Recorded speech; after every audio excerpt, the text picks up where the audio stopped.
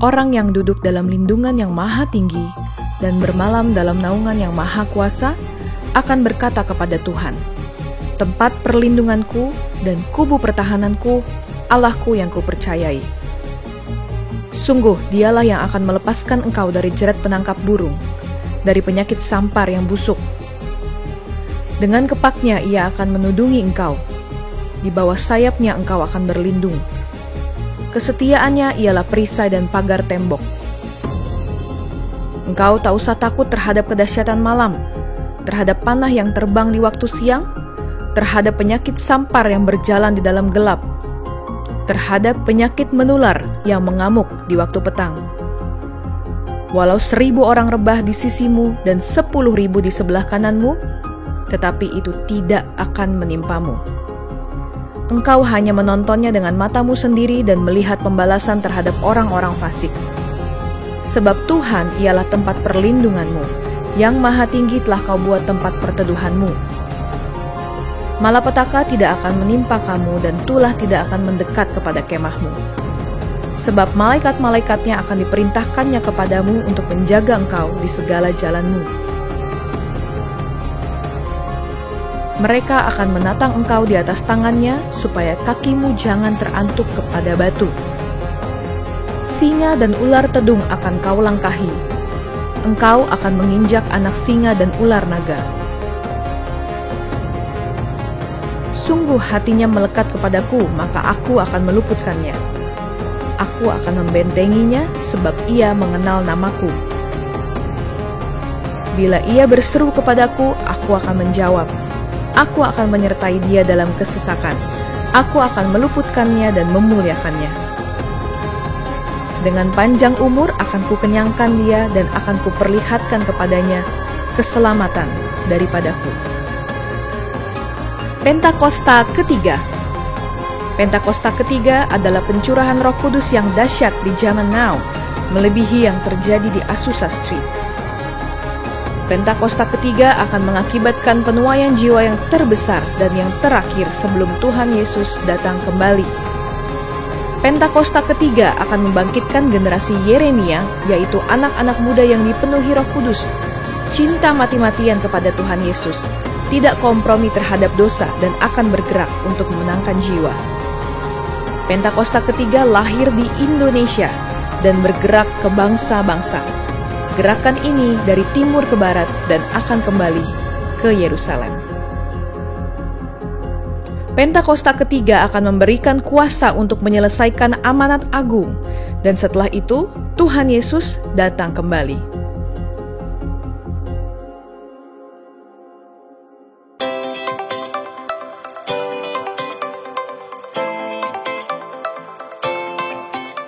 Hai Jemaat GBWTC, welcome to the church.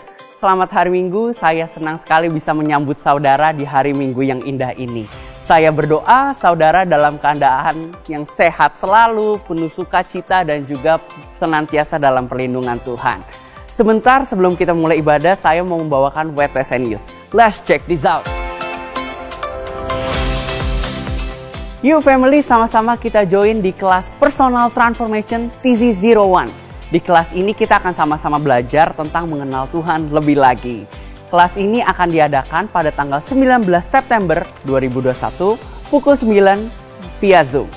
Untuk informasi dan pendaftaran lebih lanjut, saudara dapat scan QR Code ataupun menghubungi nomor yang tertera di layar saudara.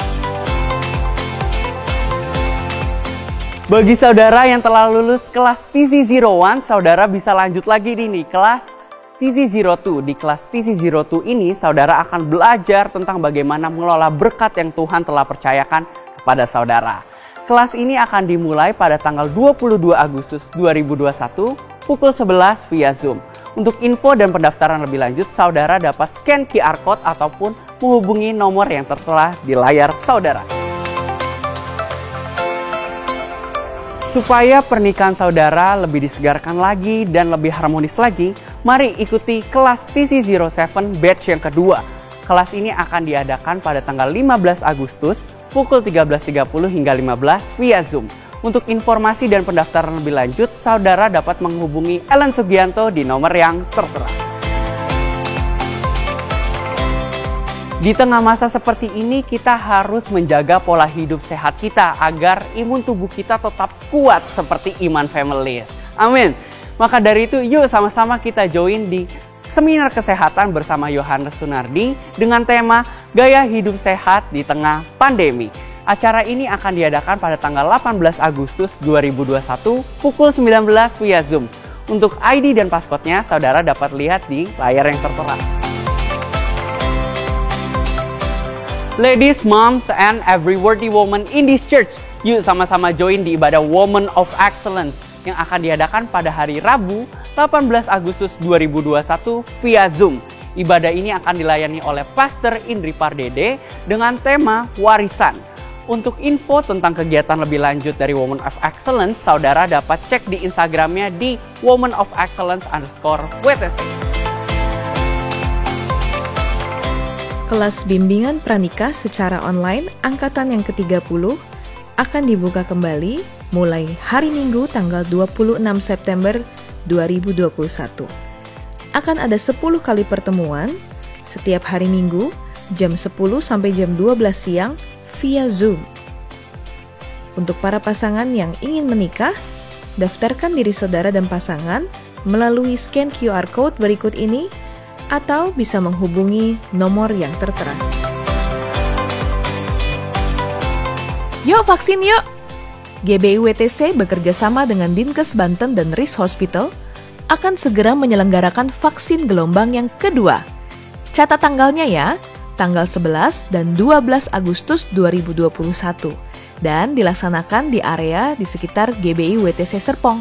Vaksin ini adalah vaksin suntikan pertama dan jenis vaksinnya adalah Sinovac. Lalu, bagaimana cara pendaftarannya? Gampang, ikuti link pendaftaran ini atau hubungi nomor WhatsApp di 0811 1663 307. Setelah itu, saudara akan mendapat konfirmasi jadwal dari panitia vaksin melalui WA atau SMS. Vaksin ini juga bisa diberikan untuk anak usia di atas 12 tahun loh. Makanya, segera daftarkan diri dan keluarga Anda. Untuk Indonesia yang lebih sehat, yuk vaksin yuk! Sekarang mari kita fokuskan hati dan pikiran kita untuk sama-sama kita masuk ke dalam ibadah hari ini. Mari kita sejenak tinggalkan segala hal yang dapat mengalihkan kita selama ibadah hari ini. Saya percaya saudara, dari manapun saudara beribadah hari ini, pasti ada lawatan Tuhan yang terjadi. Selamat beribadah, Tuhan Yesus memberkati. Mission and Evangelism Ministry atau disingkat dengan Home Ministry merupakan rumah pelayanan yang terdiri dari berbagai denominasi gereja yang ada di Indonesia yang memiliki kesatuan hati untuk melayani dan memberitakan kebenaran firman Tuhan. Home Ministry bertujuan membantu gereja-gereja agar dapat bertumbuh dan berdampak, bukan hanya melalui pengajaran tentang kebenaran firman Tuhan, melainkan juga melalui pelatihan-pelatihan yang diberikan kepada jemaat dan masyarakat sekitar. Tujuan kami untuk membantu pertumbuhan gereja agar mereka bertumbuh dan berdampak melalui apa yang kita ajarkan. Bukan hanya kita melalui firman yang disampaikan, tapi kita juga memberikan dengan pelatihan-pelatihan. Dengan cara pelatihan adalah membuat kue, ada menjahit pakaian, bisa juga kita ada dokter, untuk mengadakan baksos atau penyuluhan kesehatan. Pelatihan-pelatihan ini diberikan secara langsung oleh para ahli yang kompeten di bidangnya, seperti pelatihan menjahit dan pelatihan pembuatan kue atau kuliner. Dilangsungkan juga penyuluhan kesehatan dan bakti sosial melalui kerjasama dengan para dokter dan pemerintahan setempat. Seperti yang tersurat dalam 1 Yohanes 3 ayat 28, hal itu dilakukan untuk menyatakan bahwa Allah adalah kasih. Tidak hanya dalam perkataan, namun tercermin dalam perbuatan yang dikerjakan secara konsisten. Kami melakukan hal ini dari desa ke desa. Kami masuk ada beberapa kota yang mana telah kami layani. Bahkan saat ini sudah ada terbentuk. Mereka ada yang bisa membuat makanan, mereka bisa usaha. Baik itu dari anggota gereja maupun di luar gereja. Mereka sudah menikmati. Ada yang dagang chicken nuggets, ada juga puding art, bahkan ada juga pizza. Kita akan ajarkan dengan berbagai macam kegiatan khususnya untuk makanan-makanan. Karena kami juga puji Tuhan dilengkapi dengan seorang ahli pembuat makanan kuliner. Sejak berdirinya, Home Ministry telah melakukan kunjungan di berbagai gereja di beberapa wilayah di Indonesia, seperti Gereja Salatiga dan Wonogiri. Juga cabang-cabang GBWTC yang salah satunya adalah Gereja Karanganyar. Tidak hanya itu, Home Ministry bahkan melayani sampai ke tingkat RT dan RW yang secara langsung meminta Home Ministry agar melakukan pelatihan-pelatihan untuk mengembangkan potensi sehingga tercipta warga yang mandiri. Target kita secara jangka pendek itu membuat jemaat itu memiliki penghasilan. Tapi untuk jangka panjangnya, kami mengharapkan di gereja tersebut tercetus timbul satu ministry.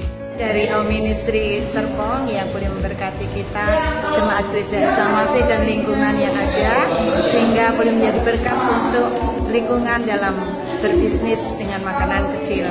Untuk tim dari Home Ministry yang sudah membagikan ilmu untuk membuat martabak ini, dan kiranya boleh bermanfaat bagi jemaat yang berminat untuk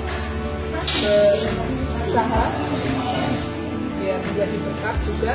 Mawar polkadot rasanya maknyos, sangat lembut dan enak sekali. Amsal 3 ayat 9 menuliskan, "Muliakanlah Tuhan dengan hartamu." Kiranya firman Tuhan ini menjadi pegangan hidup setiap kita, umat yang dikasihinya. Harta bukanlah bicara mengenai uang, tetapi juga talenta yang Tuhan telah percayakan kepada kita masing-masing. Agar dengan talenta itu, kita mampu menjadi terang dan garam di tengah-tengah dunia ini dan hidup kita mempermuliakan namanya. Tuhan Yesus memberkati. Semangat memuliakan nama Tuhan. Yeah.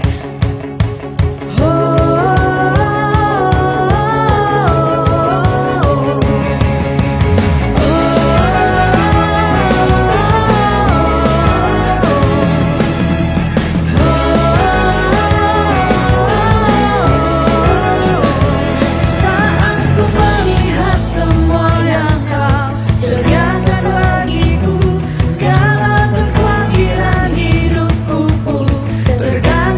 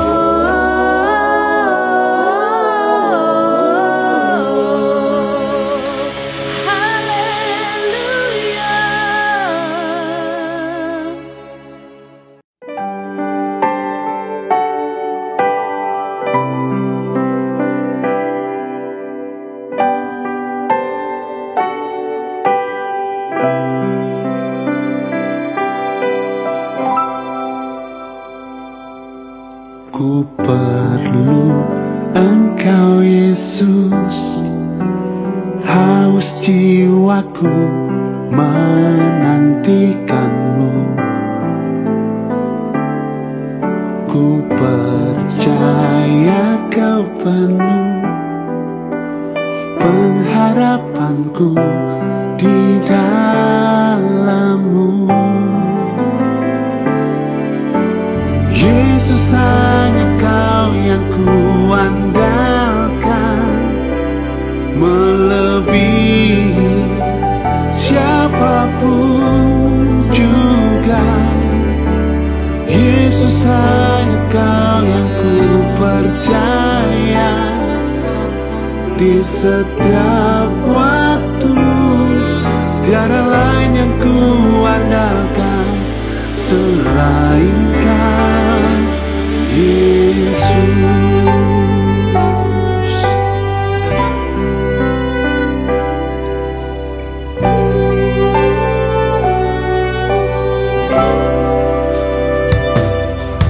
Ku perlu Engkau, Yesus, haus jiwaku menantikanmu. Ku percaya Kau penuh pengharapanku di dalam-Mu. Yesus, hanya Kau yang kuandalkan, melebihi siapapun juga. Yesus, hanya Kau yang ku percaya di setiap waktu. Tiada lain yang ku andalkan selain Kau. Yesus, hanya Kau yang ku andalkan, melebihi siapapun juga. Yesus, hanya Kau yang ku percaya di setiap waktu. Tiada lain yang ku andalkan selain Kau, Yesus. Satu-satunya yang ku andalkan, satu-satunya yang ku percaya. Engkau sumber kekuatan, sumber pengharapan, sumber kedamaian. Satu-satunya yang ku andalkan, satu-satunya yang ku percaya. Engkau Tuhan memberkati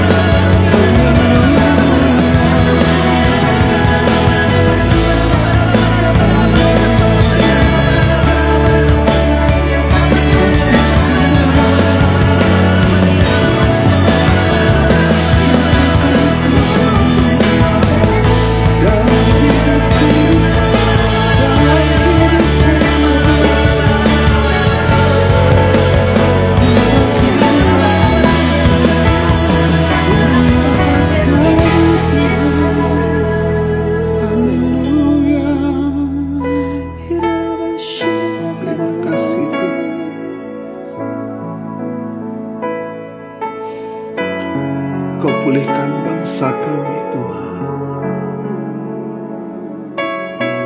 Kami tahu bangsa kami ada dalam tangan-Mu, Tuhan. Yes, Lord. Kami percaya Engkau sanggup memulihkan bangsa kami, Tuhan.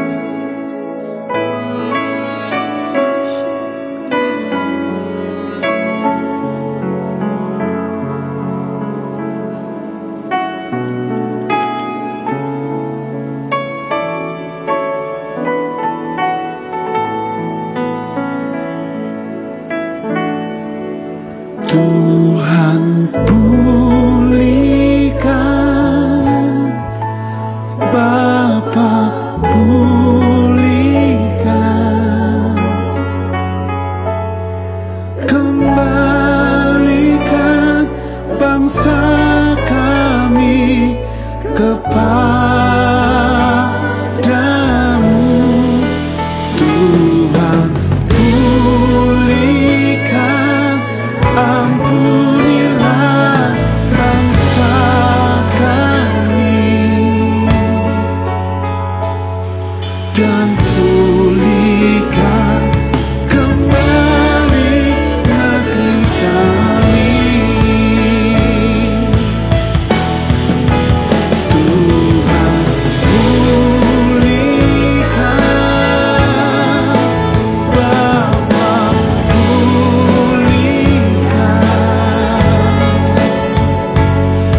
kembalikan bangsa kami kepadamu.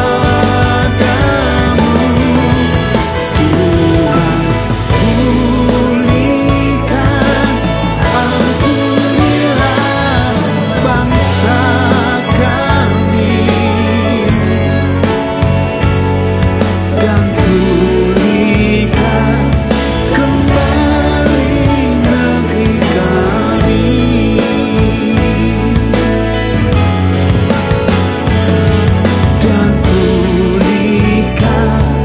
kembali negeri kami, dan pulihkan kembali negeri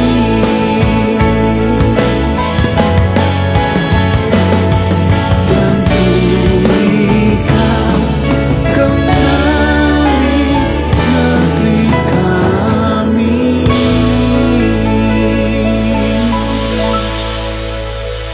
Sebentar kami akan memberikan persembahan yang terbaik. Tuhan Yesus, kami berdoa biarlah setiap persembahan yang kami berikan itu menyenangkan hati-Mu.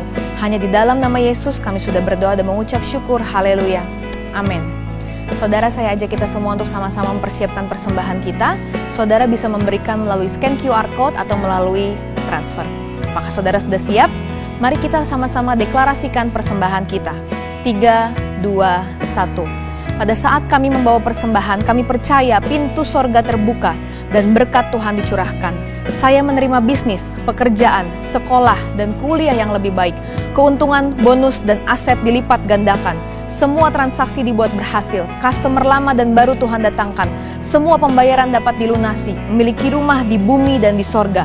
Menerima hadiah, kejutan, dan penghargaan. Diberikan jodoh bagi yang belum punya pasangan. Keluarga harmonis dan tidak ada kemandulan. Semua musuh, penyakit, dan kerugian dihalau dari dalam hidupku, keluargaku, pekerjaanku, dan bisnisku.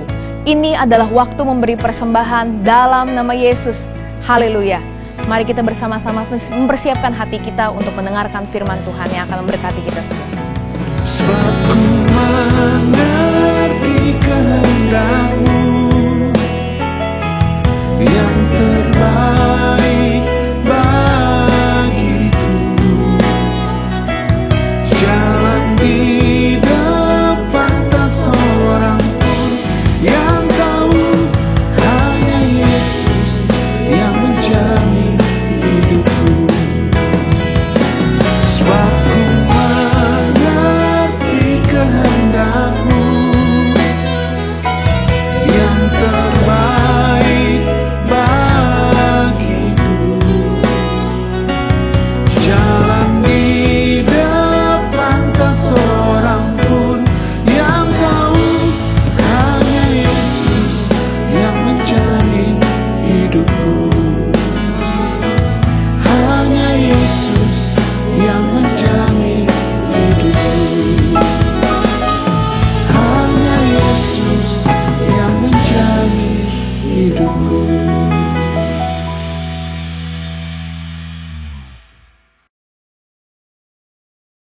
Shalom jemaat yang dikasih Tuhan dari GBI WTC, dimanapun Anda sedang berada, bahkan termasuk kalau menyaksikan ibadah streaming ini rekamannya beberapa hari kemudian.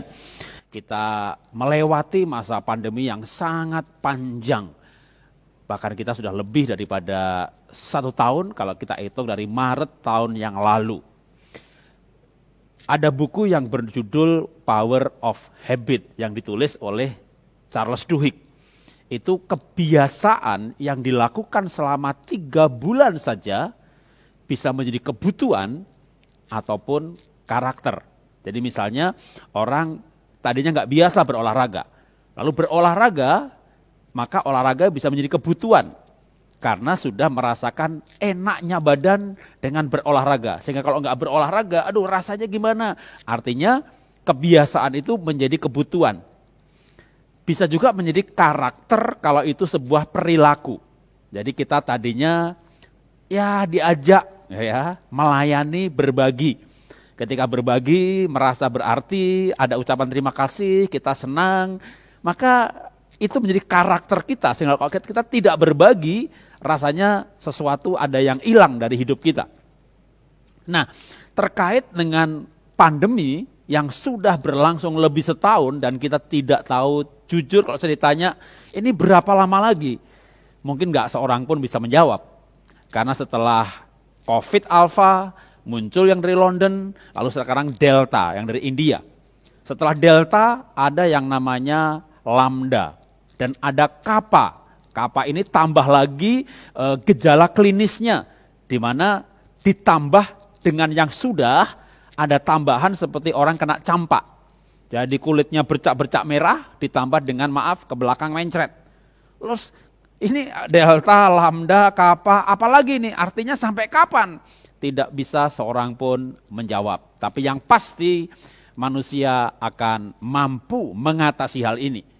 Karena ketika Tuhan Yesus datang nanti, yang kedua kali yang menyambut bukan COVID, tapi manusia. Artinya kita akan tetap ada sampai akhir zaman. Cuma yang sudah berlangsung setahun lebih dan mungkin akan 3 bulan lebih minimal, kalau kita membangun sebuah kebiasaan baru, bisa menjadi kebutuhan atau karakter. Maka hari ini saya ingin mengajarkan yang namanya DNA baru keluarga. Karakter perubahan yang permanen, sampai saya berikan istilah DNA baru keluarga karena dampak dari corona yang memaksa kita harus membangun kebiasaan-kebiasaan baru. Nah, tentu kita akan mengawali dengan apa sih yang terjadi hari-hari ini. Luar biasa dampaknya. Ya, dampak positif tentu bagi yang jual desinfektan, di mana-mana kosong, vitamin, mineral. Tapi secara umum dampak negatif terhadap beberapa usaha dan banyak sekali jenis usaha yang terkena dampak. Bahkan gereja pun bisa terkena dampak seperti kita harus terpaksa online lagi. Dan beberapa gereja tentunya nggak semua. Saya punya teman hamba Tuhan cukup banyak.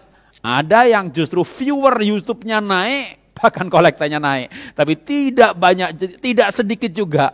Bahkan yang berkata, Pak, ini susah Pak, saya gak mau kemana-mana, bukan gak punya hati misi Pak, gak ada biaya, semuanya susah. Nah, dalam keadaan seperti ini apa yang saya mau sampaikan? Yakobus 1 ayat 2, 3, dan 4. Saudara-saudaraku, anggaplah sebagai suatu kebahagiaan apabila kamu jatuh ke dalam berbagai-bagai pencobaan. Sebab kamu tahu bahwa ujian terhadap imanmu itu menghasilkan ketekunan. Dan biarlah ketekunan itu memperoleh buah yang matang supaya kamu menjadi sempurna dan utuh dan tak kekurangan suatu apapun. Ini ayat yang sulit. Ayat yang keempatnya ya, supaya kita sempurna dan tak kekurangan suatu apapun. Keseluruhan ayat ini menurut saya ayat yang tidak mudah. Karena dikatakan supaya kita berbahagia apabila jatuh dalam berbagai-bagai pencobaan. Kita menjadi orang Kristen, takut akan Tuhan, bayar perpuluhan, ibadah rajin, tidak membuat kita kebal terhadap pencobaan atau ujian. Di ayat yang pertama disebut dengan pencobaan, ayat 2, tapi di ayat yang ketiganya bahwa itu adalah ujian. Selama kita hidup, kita akan mencapai kesempurnaan dalam ayat yang keempat. Supaya kita sempurna seperti siapa? Seperti waktu Tuhan Yesus menjadi manusia. Supaya kita menuju kesempurnaan, kita naik kelas rohani, maka diizinkan ujian. Tetapi untuk bahagia dalam berbagai pencobaan, tidak mudah. Tapi saya mau ajarkan. Pak Jarod sih mungkin nggak mengalami, tunggu dulu. Saya mengalami ayat ini yang disebut berbagai-bagai pencobaan. Ya, yang pertama saya punya usaha harus bangkrut 2019. Itu bukan karena COVID, tapi karena millennial kills everything. Digitalisasi yang terlalu cepat. Tapi dengan COVID datang, usaha yang lain saya tutup. Bahkan sekolah pun tidak menguntungkan lagi, walaupun sekolah itu sustainable. Dan yang terakhir yang baru bulan lalu adalah anak saya bungsu yang serumah dengan kami, karena 1-2 di Singapura, terkena COVID. Begitu dia antigen positif, maka dia batuk ringan. Hanya 4 hari mencapai sesak nafas, saturasi dia biasanya bagus, rajin olahraga 99, terjun bebas ke 92, hanya 4 hari. Batuknya nggak ada habisnya. Dan dalam kondisi seperti itu, saya tidak bisa membawa dia ke rumah sakit. Kenapa? Karena rumah sakit penuh. Padahal 3 minggu sebelumnya saya khotbah di sebuah gereja yang gembalanya, keluarganya punya rumah sakit, bahkan rumah sakitnya khusus lagi. Rumah sakit yang juga dirujuk sebagai pasien COVID. Dan istri saya menghubungi dan dia berkata, maaf ya Bu ya, terlalu penuh. Yang isinya kamar 2 udah diisi 3, yang 3 diisi 4, yang 4 jadi 6. Kalau mau ngantri di UGD boleh, tapi antriannya panjang. Saya sempat berbicara dengan Pak Risa Solihin, seorang gembala juga. Pak, jemaat saya dalam antrian di sebuah rumah sakit. Bukan yang saya maksudkan, ya, tapi yang lain lagi. Sedang antrian dalam UGD, duduk di situ, dipanggil Tuhan. Memang waktu itu, saat-saat itu genting sekali. Di mana-mana penuh. Sampai saya mikir, Jarod Wijanarko, temannya banyak, cukup dikenal, nggak mampu dapatkan rumah sakit untuk anaknya. Waduh, itu ujian yang bagi saya mengalami banyak ujian. Bahkan saya mengalami banyak kejadian yang membuat saya bisa mati. Dalam arti pencobaan yang bisa membawa pada kematian. Perahu yang hampir terdampar, ombak yang setinggi pohon kelapa, baik itu waktu dari Siahu ke Tahuna, atau dari Bitung ke Ibu di Halmahera, atau antar pulau di Mentawai. Saya termasuk orang yang dalam arti nekat, mati itu siap. Tapi anak mati saya nggak siap. Waktu anak sesak nafas, saturasi 92, rumah sakit penuh, oksigen kosong. Dan anak bertanya, Pak, aku nggak dibawa ke rumah sakit. Pak, aku nggak dibawa ke rumah sakit. Itu kayak disayat, sudah namanya hati ini. Pertanyaan itu membuat saya kayak, Tuhan, aku nggak bisa bawa anak ke rumah sakit. Dokter saya punya teman juga banyak. Semuanya sibuk, karena pasiennya juga meludak. WA pagi bisa dijawab sore. Waduh, itu benar-benar keadaan di mana saya belajar untuk yang namanya ujian terhadap iman. Untuk hanya mengandalkan Tuhan. Dan saya sama istri agak bersyukur dalam arti saya sudah vaksin. Minimal seandainya 80% pun ada kekebalan. Tapi di rumah saya ada mertua saya 79 tahun, komorbid, aneka macam penyakit, tinggal satu rumah. Dan anak saya dari gejala klinisnya tidak diuji dia COVID apa. Ya, tapi dari gejala klinisnya diduga COVID Delta. Karena penularannya luar biasa cepatnya. Sekantor 50 orang, 18 kena, yang satu ruangan kena semuanya. Nah, istri saya mengantar dia antigen, ngantar dia PCR, ngantar ke kantornya ambil hard disk, satu mobil terus menerus. Waduh, berikutnya hari ketiga istri saya pingsan lagi di kamar mandi. Batuk lagi, dites sih negatif, tapi kan jadi was-was. Akhirnya ikut isolasi mandiri juga, kita pisah kamar. Besoknya lagi pembantu saya teriak-teriak kesakitan. Waduh, itu bagi saya Tuhan, 3 pasien saya gak sanggup. Tapi semuanya dites, kecuali anak, ya, anak positif. Itu bagi saya adalah pencobaan yang luar biasa. Sekali lagi saya katakan, saya berkali-kali mengalami keadaan di mana saya menghadapi kematian. Bahkan karena pernah juga punya iman yang nekat, ngambil barang terlalu banyak, saya pernah diciduk dan hampir dibunuh orang. Saya punya keyakinan yang kuat sekali kalau saya mati masuk surga. Tapi kehilangan anak, terus terang saya nggak siap. Lalu dalam kondisi seperti itu dikatakan oleh firman Tuhan yang tadi saya bacakan, anggaplah suatu kebahagiaan apabila kamu jatuh dalam berbagai pencobaan. Tapi saya mau ajarkan dan saya mau buktikan. Anak saya kena COVID 15 Juni. 2 minggu sampai 30 Juni itu batuk, sesak nafas segala macam. Lalu batuk berkurang mulai 30 Juni. Singkat cerita 7 Juli itulah PCR negatif. Semua pelayanan offline saya batalkan. Tapi Zoom yang hampir tiap hari tidak ada yang batal. Dan semua Zoom direkam. Dan saya yakin Bapak Ibu bisa mendapatkan rekamannya di YouTube saya. Ketika saya memimpin Zoom pada saat ada anak sesak nafas, pada saat anak, dan harus saya gantian sama istri, aku Zoom, kamu jaga anak ya. Anda tidak akan mendapatkan wajah saya wajah sedih. Saya belajar untuk bersuka cita, saya belajar untuk lucu, saya belajar untuk tertawa, menghibur orang lain. Zoom-nya selesai, sudah nggak direkam, kita ngobrol-ngobrol dengan panitia, gimana Pak, keadaan baik-baik? Ya baik sih, tapi ini anak sedang COVID. Kapan? Kemarin. Gimana kondisinya? Sesak nafas. Dan saya juga ketawa seperti ini. Sekarang udah sembuh, tapi waktu itu Anda bisa dapatkan file saya sama. Sehingga banyak orang yang menganggap mungkin gejalanya biasa aja kali Pak. Demam itu sampai 40 derajat. Setahu saya maksimum 39,5.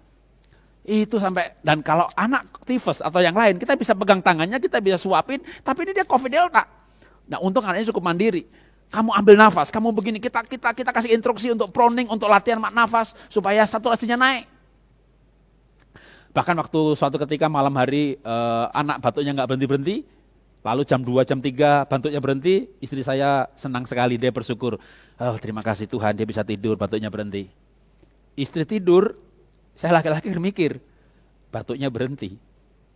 Jangan-jangan saya naik ke lantai atas, saya intip dari jendela, orang mati sama tidur mukanya beda. Saya lihat walaupun cahayanya cukup remang-remang gitu, nggak, mukanya masih merah, dia nggak mati. Tapi sempat saya mikir saudara, karena batuknya nggak ada berhentinya, tiba-tiba berhenti.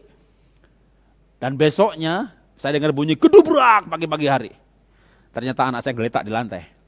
Saya panggil nggak bergerak, saya panggil keras nggak bergerak. Sampai akhirnya saya bilang, berubah dengan nada yang sangat lembut, Levin. Kalau kamu dengar suara papa, kamu gerakkan tangan kamu. Dia gerakin jarinya. Waduh, itu betul-betul ujian terhadap iman yang bagi saya tidak mudah. Singkat cerita, waktu dia bisa bangkit lagi, masuk kamar, lalu bisa WA, komunikasi dengan WA. Ganti saya menyembah Tuhan. Waktu saya menyembah Tuhan, saya tidak bisa berdiri lagi, saya sujud seperti orang posisi sholat. Seperti saya baca di Alkitab Perjanjian Lama bahwa mereka sujud menyembah Tuhan dengan muka sampai ke tanah. Waktu saya sujud menyembah Tuhan, ganti saya kaget, saya sesak nafas. Tuhan, ini pembantu sudah sakit, istri sudah batuk walaupun negatif, sekarang saya sesak nafas. Ternyata apa? Ternyata waktu saya menyembah Tuhan itu sampai menangis. Waktu menangis hidung saya kesumbat, jadi saya sesak nafas. Akhirnya saya berdiri, ganti angkat tangan, hidung saya terbuka lagi, nggak sesak lagi. Aduh, saya mengalami waktu itu yang namanya ujian. Tapi saya belajar untuk memilih. Jadi waktu akhirnya dalam beberapa hari itu juga ada Zoom dan mereka, Pak, waktu saya ceritakan detail sakitnya, kondisinya, kenapa Bapak tetap tertawa tadi waktu bikin acara, waktu mimpin kami ibadah, kenapa Bapak tetap melucu? Saya nangis anak saya tidak sembuh, saya stres, imun saya turun.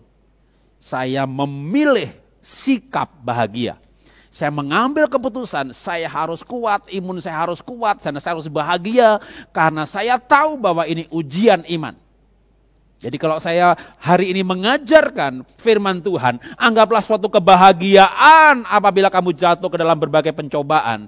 Bapak Ibu Saudara, saya mengalami yang namanya hari demi hari, jam demi jam itu seperti dalam bayang-bayang maut. Istri saya orang yang lebih stabil. Dalam arti kondisi seperti itu, dia mau tidur. Tapi ketika dia pingsan, saya bilang, kamu tidur lebih awal deh gitu. Bener-bener jam 6 sore bisa tidur dia. Sepanjang malam saya gimana mau tidur. Itu maaf, anak saya batuk itu maaf nih. Kayak anjing keselak, cekuk begitu. Halaman rumah saya 1.600 meter. Saya bisa dengar batuk anak saya bahkan dari sebelah kapling sebelah. Kencengnya batuknya minta ampun. Itu setiap kali batuk itu seperti dalam jantung saya itu kayak ser. Tapi puji Tuhan. Apa yang bisa didapatkan dari hal seperti ini? Ketika Tuhan mengizinkan pencobaan, maka sebenarnya Tuhan ingin bahwa kita bergaul dengan Tuhan. Bahkan bukan hanya dalam kasus seperti yang saya alami, tapi kasus sepanjang pandemi ini. Baik itu usaha yang kena dampaknya, anggota keluarga yang terkena, bahkan mohon maaf kalau sampai malah ada juga anggota keluarga yang dipanggil Tuhan. Maka apa yang Tuhan inginkan? Supaya kita bergaul dengan Tuhan. Bergaul dengan firman, dengan doa, saat teduh, PA pribadi, sudah Pak, tapi dengan intensitas yang lebih.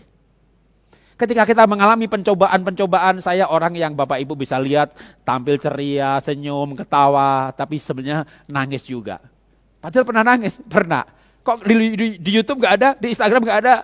Karena kalau nangis gak direkam, gak diupload.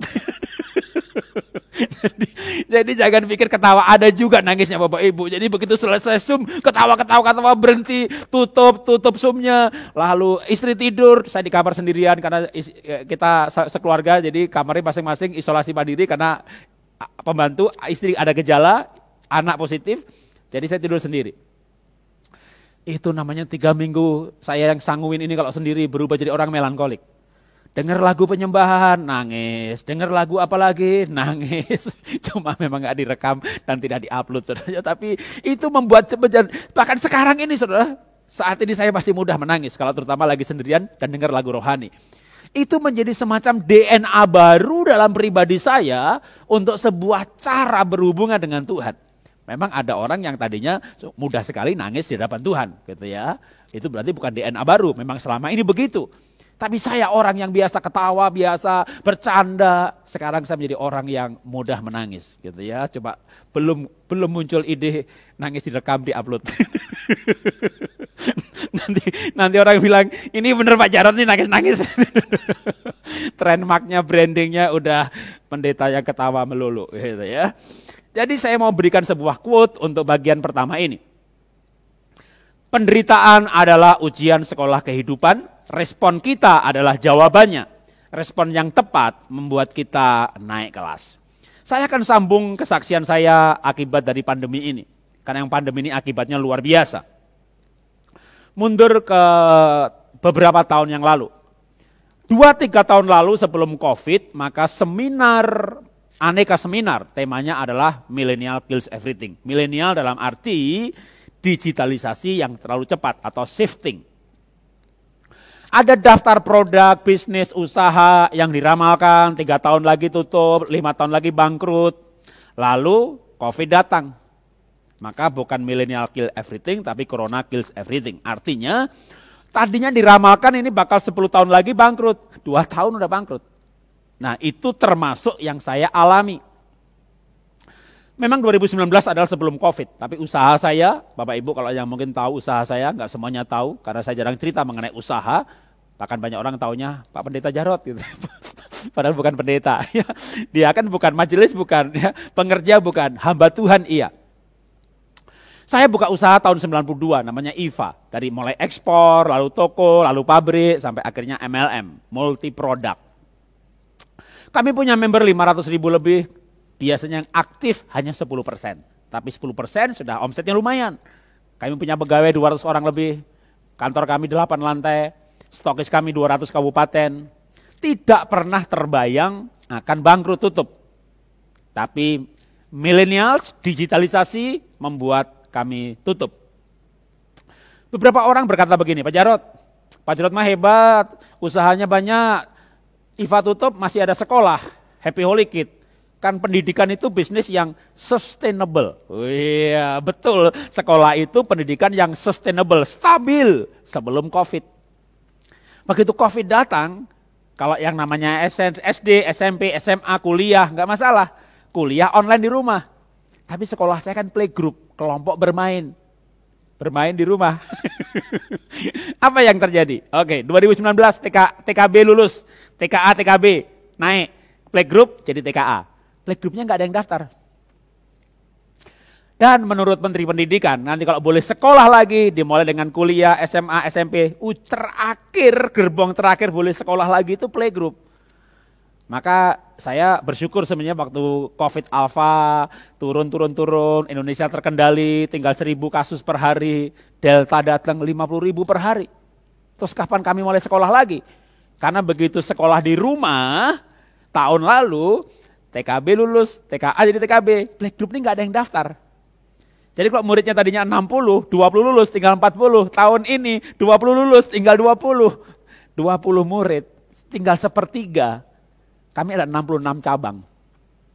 Ya Papua, kota kecil, COVID nggak terlalu banyak. Murid baru masih ada. Boleh dikatakan hampir semua kota besar nggak ada murid baru. Sudah mulai nomboki tiap bulan. Jadi dampak dari COVID ini, usaha utama saya tutup, usaha sekolah pun mengalami kerugian. Lalu apa yang harus kami lakukan? DNA baru, adaptasi kebiasaan baru, mau tidak mau, kita harus merubah gaya hidup. Dan fondasinya adalah Filipi pasal 4 ayat yang ke-11. Kukatakan ini bukan karena kekurangan, sebab aku telah belajar mencukupkan diri dalam segala keadaan. Saya tambahkan sekaligus 2 ayat. Ibrani 13 ayat 5. Cukupkanlah dirimu dengan apa yang ada padamu. Jadi Filipi 4 ayat 11 mengajarkan mencukupkan diri. Nah Ibrani ini menambahkan kenapa harus mencukupkan diri. Karena Allah telah berfirman, aku sekali-kali tidak akan meninggalkan engkau, aku sekali-kali tidak akan membiarkan engkau. Maaf terbalik urutannya, aku sekali-kali tidak akan membiarkan engkau dan aku sekali-kali tidak akan meninggalkan engkau. Menghadapi pandemi dengan segala akibat dan dampaknya, menurut saya yang paling penting hidup ini adalah bagaimana kita mengalami penyertaan Tuhan. Kalau kita disertai Tuhan, mau di Israel, mau di Mesir, mau di padang gurun, yang penting adalah penyertaan Tuhan. Bahkan seorang hamba Tuhan yang saya kenal berkata begini, Pak Jarod, saya nggak pusing soal masuk surga atau neraka. Loh kenapa? Kalau Tuhan Yesus di neraka, aku pilih neraka. Yang penting Tuhan Yesusnya ada di mana? Ya Pak, Tuhan Yesus di mana? Itu namanya surga. Ya udah, aku masuk surga. Penyertaan Tuhan jauh lebih penting daripada keadaan ataupun prestasi ataupun kekayaan. Tapi kita belajar dulu dari akibat dari COVID ini. Memang saya berharap, saya berdoa Bapak Ibu nggak terkena. Ya, kalau Bapak Ibu sudah cepat berganti alih usaha, gitu ya, makanan, minuman yang di branding sehat, naikkan sistem imun, jamu, mengantar barang-barang yang dibutuhkan dan sebagainya. Tapi seandainya terkena seperti saya, maka mau nggak mau kita harus belajar mencukupkan diri dengan yang ada. Mana bisa cukup Pak? Bisa. Kenapa? Karena hidup ini murah. Yang mahal itu gengsinya. Saya sering menggunakan ilustrasi ini. Bahwa minum kopi bisa 40.000, bisa 2.000. Waktu COVID datang, Maret tahun yang lalu. Anak saya paling kecil pas pulang dari Melbourne ke Jakarta. Ya, for good, balik. Nomor 1, 2 masih di Singapura. Lalu bulan Maret itu begitu pandemi dan sekolah murid baru nggak ada yang daftar, saya usaha utama bangkrut, saya ngajak istri rapat. Ayo kita hitung sama-sama, duit di kamu berapa, duit di saya berapa, selama ini kita memang juga terbuka, tapi kita hitung lebih teliti. Duit kita cukup untuk berapa bulan? Singkat cerita, istri lapor. Uang kita termasuk untuk nombokin sekolahan, kita cukup untuk 3 bulan. Maret tahun lalu. April, Mei, Juni tahun lalu. Berarti bulan Maret itu kita hanya bisa hidup 3 bulan. Sampai hari ini belum mati-mati. Kok gak mati-mati Pak? Nomor 1, mencukupkan dengan yang ada. Gimana yang 3 bulan ini bisa dibikin 9 bulan? Ya hidupnya diturunkan saudara. Biaya hidupnya, kualitas hidupnya diturunkan. Lampu yang gak penting-penting dimatikan malam hari. Ya kita irit yang bisa diirit, betul-betul diirit. Misalnya anak saya beli kopi. Beli kopi dari mana itu? Ini Gojek, GoFood. Jangan beli, mahal. Murah Pak? Gak sampai $1. Otakmu masih dolar biasa di Australia. Itu mahal, tahu nggak? 15.000 itu mahal. Masa lebih mahal sih? Tak, bawa dia ke Indomaret. Beli kopi tubruk. Lihat ini berapa? 12.000. Bisa 10 gelas. Ya apa-apa aja minum kopi tubruk. Aku kan anak muda. Masa pergi kemana-mana bawa kopi tubruk. Beli gelas Starbucks. Isinya tubruk. Itu salah satu cara untuk menurunkan biaya hidup. Mau beli beras lebih murah lagi, gampang. Beli ke pasar, beli beras, belinya Menir. Tahu Menir? Menir itu beras yang sudah hancur. Saya jamin rasanya sama. Dan itu namanya nasi hemat energi. Nggak usah dikunyah. Udah hancur. Itu kalau perlu sampai seperti itu. Nah, atau kita belajar dari orang yang pernah masuk dalam daftar orang kaya di muka bumi, namanya Mark Zuckerberg yang punya Facebook. Memang saya cari gambarnya, ada sih dia pakai jas. Tapi kalau ketemu 100 gambar, mungkin 98 pakai kaos yang gak ada mereknya. Cari mereknya mana nih, kakak ada. Ada duduk pinggir jalan makan bakso, makan soto kali. Nah kalau di luar negeri gak ada soto ya, tapi kalau di sini dengan sederhananya. Jadi hidup ini sebenarnya mudah. Yang susah itu gengsinya. Hidup ini murah juga. Yang susah itu gengsinya. Karena itu mari kita belajar mencukupkan yang ada, nanti Tuhan tidak meninggalkan dan Tuhan tidak membiarkan. Nanti saya akan lanjutkan hal ini ya. Bagian kita mencukupkan yang ada, karena Ibrani menjanjikan, firman Tuhan menjanjikan. Kalau kita mencukupkan dengan yang ada, artinya DNA baru hidup sederhana. Ya. Sebenarnya kalau saya dalam hal kesederhanaan bukan DNA baru. Banyak orang, Bapak bangkrut, iya. Kok gak ada bedanya? Apa maksudnya gak ada bedanya? Dulu pun kayak orang bangkrut.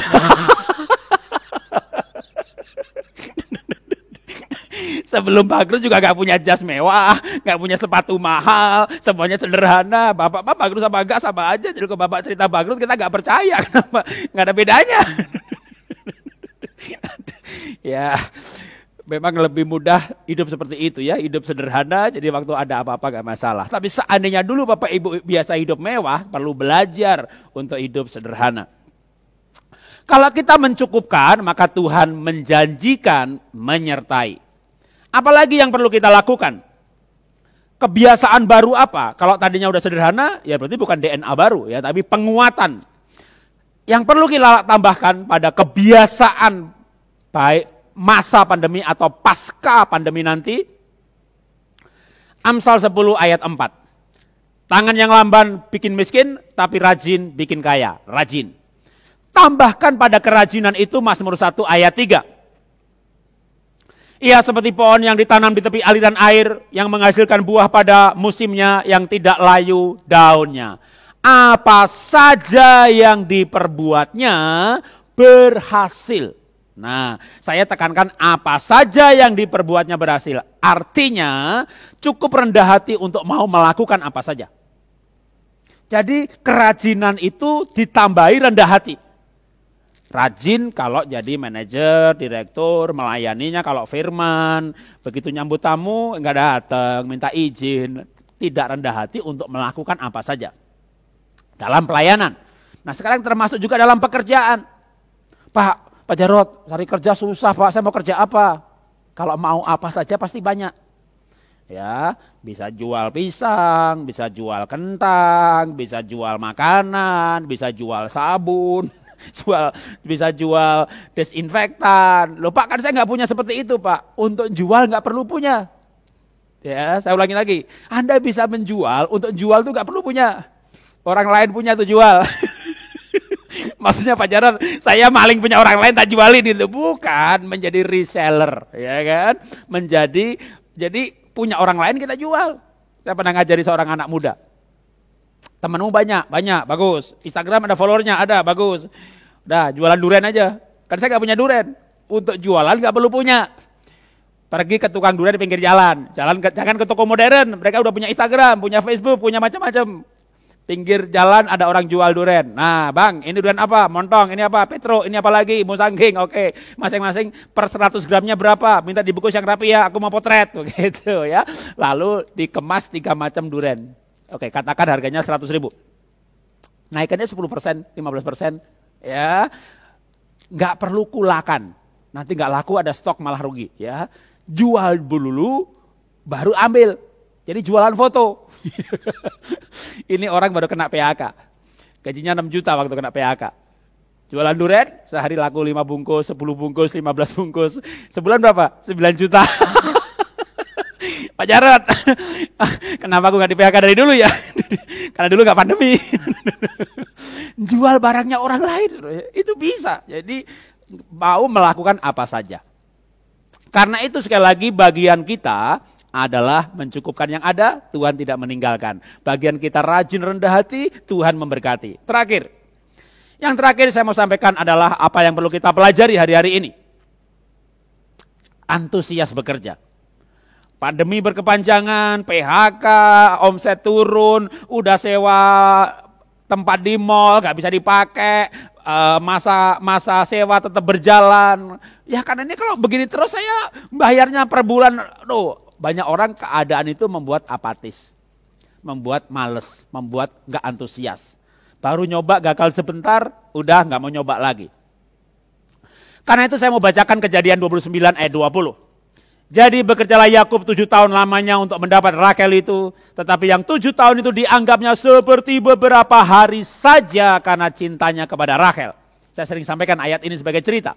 Tapi saya ambil esensi hari ini, kalau mau antusias pada hari-hari ini, bekerjalah dengan cinta. Nomor 1, bekerja untuk yang dicintai.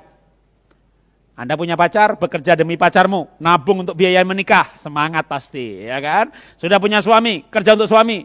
Malas Pak, ya udah. Kalau malas jangan bekerja untuk suami, bekerja untuk anak. Panggil si Butet, Butet. Demi kau mama hidup, ya kan? Anaknya tole genduk, anak laki-laki. Oh nak, mama kerja buat kamu, mama hidup buat kamu. Bekerja untuk yang dicintai. Yang kedua, tips saya adalah bekerjalah apa yang Anda cintai. Kembali kepada kesaksian saya, usaha bangkrut, sekolah rugi, mau ngapain lagi? Saya pernah jual asuransi. Jadi saya punya di dompet saya kartu sebagai sales agen asuransi. Nggak pernah closing. Kenapa nggak pernah closing? Waduh, kan Pak Jarod jago menjelaskan. Jago presentasi menjelaskan. Begitu ditanya, Pak Jarod sendiri pakai? Enggak. Aduh, ini dia hamba Tuhan nggak bisa bohong. Ya, emang saya nggak pakai. Rumah saya kebakaran 2009. Sampai hari ini juga nggak diasuransi. Rumah yang lain juga nggak diasuransi. Sekolah juga nggak diasuransi. Kenapa Pak Jarod? Saya percaya Tuhan. Ya udah kalau gitu aku juga percaya Tuhan. Terus ya nggak jadi beli. Saya nggak cocok jadi agen asuransi. Kenapa? Nggak bisa bercerita kalau ditanya gitu. Ya jawab apa adanya. Saya sendiri nggak pakai. Akhirnya Tuhan saya ngapain ya Tuhan ini? Umur udah 58, usaha bangkrut, sekolah sepi. Saya sempat kepikir, bukan kepikir lagi sih, teman-teman ngomporin saya. Pak Jarod, buka gereja aja Pak, nanti saya dukung Bapak, saya jadi jemaat Bapak, khotbahnya bagus Pak, seperti jemaatnya banyak. Saya mikir Tuhan, mau pensiun cari kolektor. Maafkan Bapak Ibu para pendeta ya, kalau memang panggilannya jadi hamba Tuhan, itu buka gereja nggak salah ya, yang salah kalau motivasinya cari kolektor. Lah kan saya bangkrut, lalu mau kerja apa? Buka gereja, kan berarti cari kolektor gitu kan. Untuk saya salah gitu ya, kalau Bapak Ibu panggilan nggak salah. Lalu saya bilang sama Tuhan begini, Tuhan, aku punya talenta yang saya cintai, saya punya impian waktu kecil, pengen jadi pelukis. Duh, jual baju susah, jual makanan masih gampang. Ini lukisan kan kebutuhan nomor berapa? Tapi saya saksikan ini sebagai contoh. Akhirnya saya melukis, saya upload di Instagram, laku, ngelukis lagi, upload Instagram, laku lagi, upload lagi, lukis lagi, laku lagi. Pokoknya tiap minggu saya ngelukis satu aja. Jadi ini semuanya lukisan yang saya buat sejak pandemi. Jadi sebelum pandemi belasan tahun saya nggak melukis. Tapi setelah itu saya mencoba upload, laku. Apa yang saya mau saksikan? Kembali kepada Ibrani.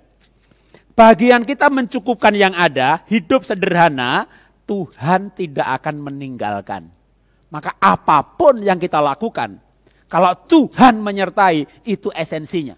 Maka Mazmur tadi berkata, apa saja yang diperbuatnya berhasil. Kenapa berhasil? Karena Tuhan menyertai. Kenapa Tuhan menyertai? Karena dia hidup mencukupkan dengan apa yang ada. Belajarlah untuk mencukupkan dengan apa yang ada. Jangan pinjem-pinjem, jangan utang-utang. Kalau nggak bisa beli beras, beli menir, nggak bisa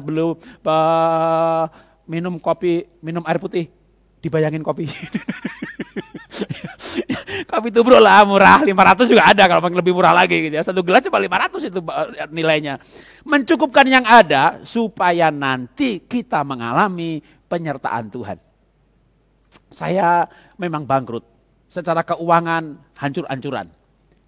sekolah pun nombokin. Sementara usaha utama tutup. Tapi secara penyertaan Tuhan, wow. Pernah saya kasih kesaksian. Pak Jarod bisa melayani kita di Zoom. Tanggal berapa? Jam berapa? Oke, bisa. Gitu ya. Begitu dibilang bisa, baru minta maaf. Pak Jarod minta maaf ya. Dibilang bisa kok minta maaf. Ya, mau minta maaf. Kita gak ada persembahan kasih. Bilang kayak dari awal. Kan Pak Jarod gak cari kolektor. Oke, tetap bisa. Gitu. Minta maaf lagi Pak. Ya udah, minta maaf apa lagi nih?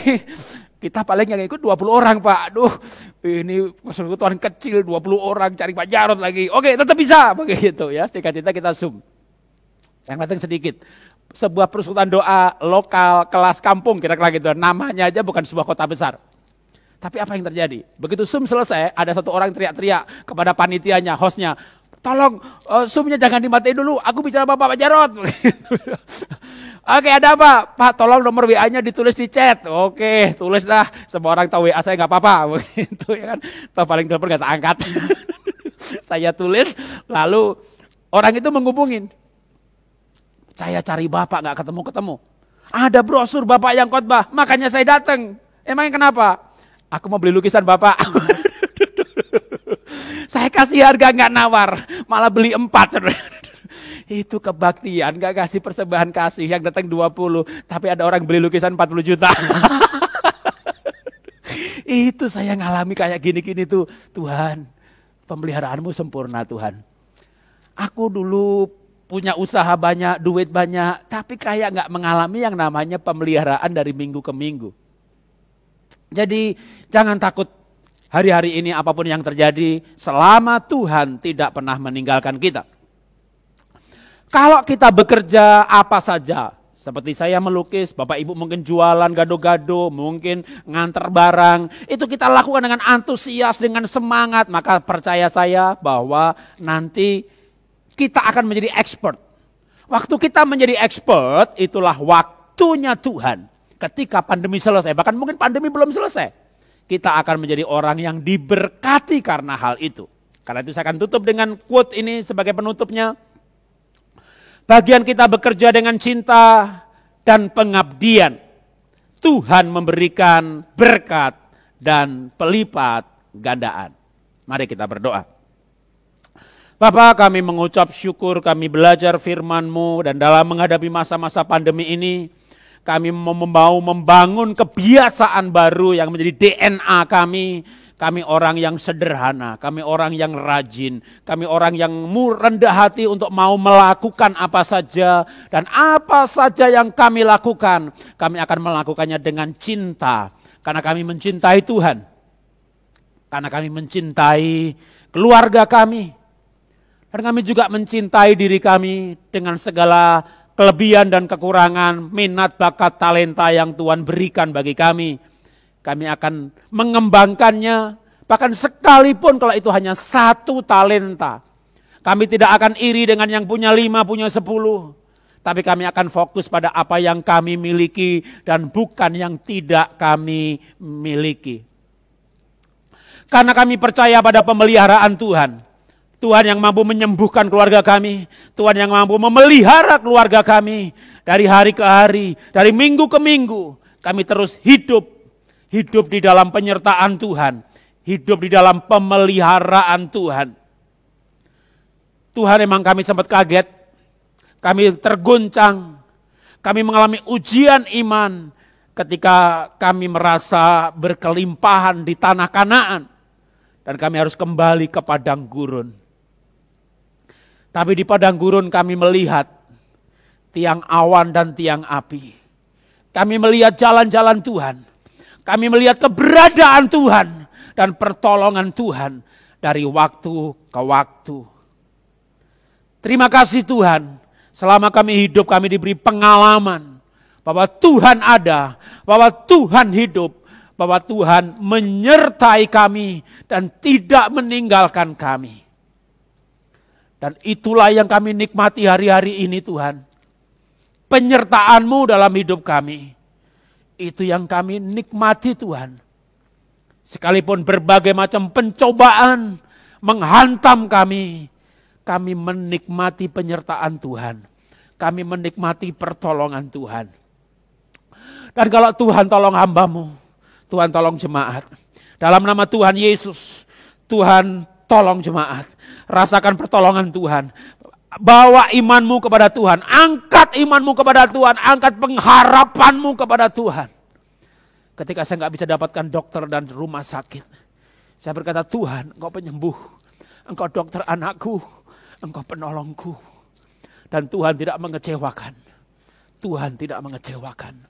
Terima kasih Tuhan, terima kasih Tuhan. Aku punya Tuhan yang hidup.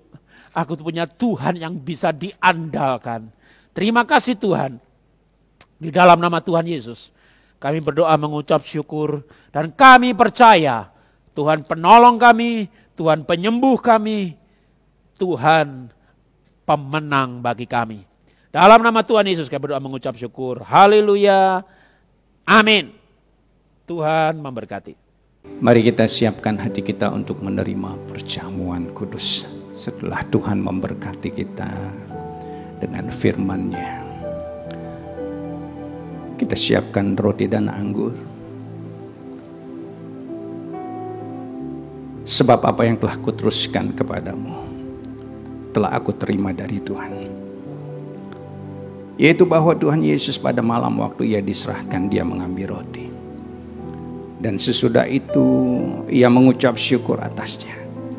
Ia memecah-mecahkannya dan berkata, inilah tubuhku yang diserahkan bagi kamu. Perbuatlah ini menjadi peringatan akan aku. Kekasih-kasih Kristus, bukankah roti yang kita pecah-pecahkan ini adalah persekutuan kita dengan tubuh Yesus. Mari kita makan dalam nama Yesus.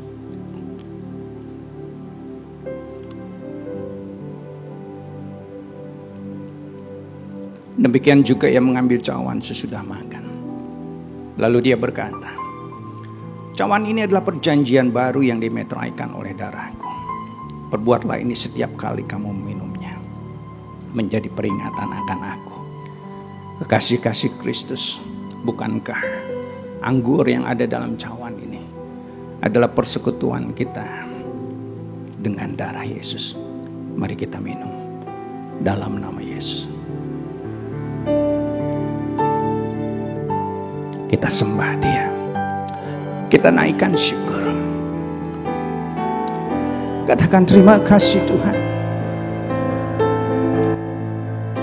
Terima kasih buat korban-Mu.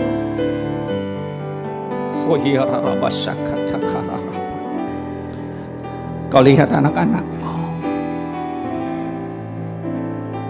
Walaupun kami terpisah dengan jarak, tapi tangan-Mu tidak kurang panjang untuk menjamah mereka. Jamah Tuhan. Yang berbeban berat Kau berikan kelegaan. Jamah. Yang sakit Kau jamah Tuhan dengan kuasa-Mu. Kau sembuhkan. Yang mengalami pintu-pintu yang tertutup.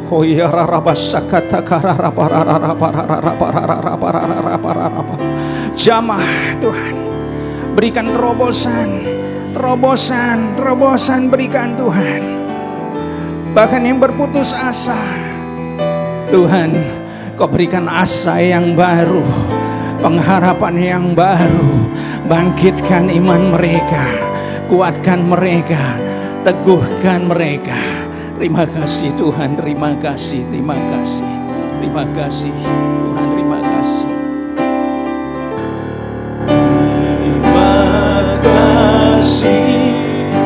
Yesusku, terima kasih Yesusku. Puji syukur hanya bagi Tuhanku. Terima kasih Yesusku, terima kasih Yesusku. Puji syukur hanya bagi Tuhanku. Katakan terima kasih. Terima kasih Yesusku, terima kasih Yesusku. Puji syukur hanya bagi Tuhanku. Terima kasih kasih Yesusku.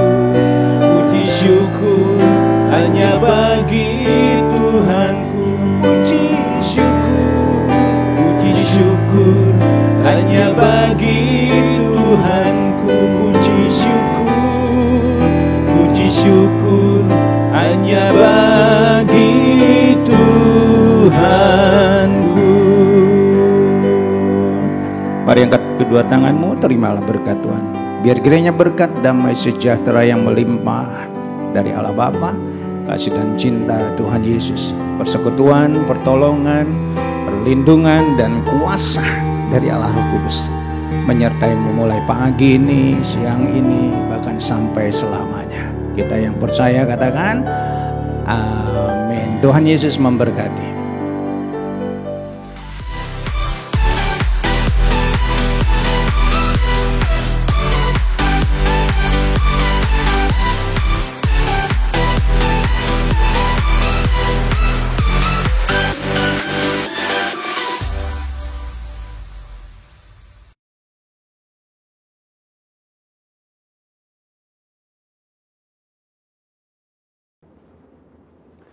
Shalom saudara, saya berharap kita semua dalam keadaan yang luar biasa. Dalam Voice of Pentecost kali ini, kita akan belajar mengenai hati Bapa. Seperti yang kita tahu bahwa Allah menciptakan dan menempatkan manusia sebagai ciptaan yang istimewa dibandingkan dengan ciptaan lainnya. Manusia bukan sekedar diciptakan, tetapi dijadikan seturut gambar dan rupa Allah dan dihembusi dengan nafas kehidupan.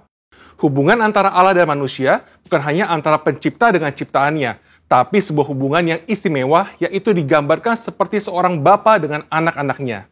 Hubungan Allah dan manusia yang disamakan dengan hubungan bapa dan anak diajarkan Tuhan Yesus sendiri yang merupakan hasil dari karya penebusannya di kayu salib. Tuhan Yesus juga mengajarkan sebuah doa yang dikenal dengan doa Bapa kami, dan doa ini dimulai dengan menyebut Allah sebagai Bapa kami yang di sorga. Dalam doanya, ia juga memanggil Allah dengan sebutan Bapa. Dalam pengajarannya, ia memakai perumpamaan bapa dan anak seperti perumpamaan anak sulung dan anak bungsu. Inilah hubungan yang Allah ingin nyatakan kepada manusia ciptaannya, tetapi karena pemberontakan dan pelanggaran perintah Allah oleh manusia, maka hubungan ini menjadi rusak. Iblis memperdaya manusia dengan tipuan yang buat seolah-olah Allah berbohong dan tidak mau tersaingi oleh manusia. Iblis juga menyatakan bahwa manusia akan menjadi seperti Allah ketika memakan buah pengetahuan yang baik dan jahat. Menjadi seperti Allah adalah sebuah hal yang membuat manusia tertarik untuk makan buah itu, sekalipun mengerti segala konsekuensi yang harus ditanggung dan hasilnya justru menghancurkan hubungan yang baik antara Allah dan manusia. Demikian juga hari-hari ini, iblis terus merusak gambaran Bapa Sorgawi dengan cara merusak gambaran Bapa Jasmani agar manusia kehilangan hubungan yang istimewa ini. Nah, berikut ini adalah kesalahan dari tindakan Bapa Jasmani yang merusak gambaran Bapa Sorgawi. Yang pertama, seorang ayah yang menggunakan otoritasnya dengan sewenang-wenang dan memberikan kasih bersyarat kepada anak-anaknya. Maka seorang anak akan sukar menerima dan percaya akan kasih Bapa Sorgawi yang tak bersyarat. Yang kedua, seorang ayah yang suka berbohong dan tidak menepati janji karena berbagai alasan yang dibuat-buat akan menjadikan anak-anaknya tidak dapat mempercayai janji-janji Bapa Sorgawi. Dan yang ketiga, seorang ayah yang tidak menyediakan waktu yang cukup dan berkualitas untuk anak-anaknya, yang akhirnya membuat anak merasa tidak dihargai dan tidak dapat mempercayai kasih Bapa. Sebuah hasil survei yang dilakukan di kalangan generasi muda Gereja Bethel Indonesia menyatakan bahwa ketika menghadapi masalah, hanya 30% yang bercerita kepada orang tuanya, sedangkan 59% lainnya bercerita kepada orang lain, dan 11% memendam masalah itu sendiri. Selain itu, 12,5% kaum muda GBI mengakui bahwa mereka memiliki hubungan yang buruk dengan orang tua, dan 43% tidak ingin memiliki pasangan hidup seperti orang tuanya. Anak yang orang tuanya bercerai memiliki potensi 2 kali lipat lebih besar mengalami hubungan yang buruk dengan orang tuanya dan berkeinginan untuk bunuh diri dibandingkan dengan anak yang orang tuanya tidak bercerai. Pengakuan dari mereka yang memiliki hubungan yang buruk diakibatkan karena tersakiti oleh kata-kata yang diucapkan orang tua, mendapatkan pukulan fisik, merasa orang tua tidak memiliki waktu yang cukup bagi dirinya, dan tidak bisa menjadi teladan. Pada kenyataannya, tidak semua orang dapat memanggil Tuhan dengan sebutan Bapa. Ada keraguan, bahkan penolakan untuk menyebut Bapa karena pengalaman-pengalaman yang buruk dengan orang tuanya. Hal ini menyebabkan banyak dari kita tidak dapat memiliki hubungan yang dekat dengan Bapa Sorgawi. Padahal Alkitab memberikan gambar yang sangat jelas bahwa Allah adalah Bapa yang sangat mengasihi manusia. Supaya kita mengalami kasih Bapa, kita bisa mulai dengan menerima kasih-Nya yang utama yang dinyatakan melalui Yesus Kristus yang mati di kayu salib untuk menebus dosa dan menyediakan keselamatan yang kekal bagi kita. Di kayu salib, Tuhan Yesus berteriak, Eli, Eli, lama sabatani, yang artinya Allahku, Allahku, mengapa engkau meninggalkan aku?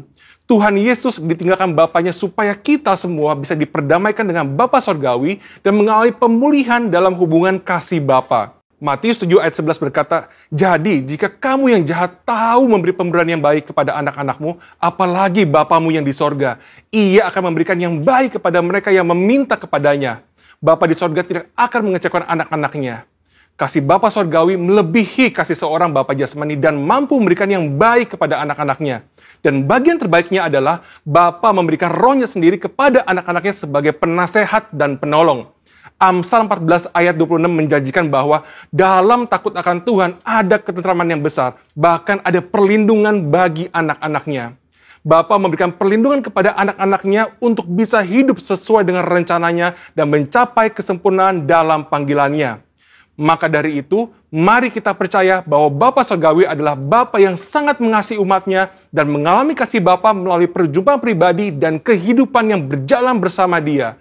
Mengalami janji-janji Allah dan melihat kesetiaan Allah terbukti membuat kita bisa mempercayai Dia dan mempercayakan hidup kita kepadanya. Bapa memberikan Roh Kudus-Nya agar kita percaya akan kasih Bapa dan mampu untuk mengampuni orang-orang yang pernah merusak gambaran Bapa yang baik serta memulihkan hati kita menjadi baru untuk bisa mengalami kasih Bapa yang sempurna.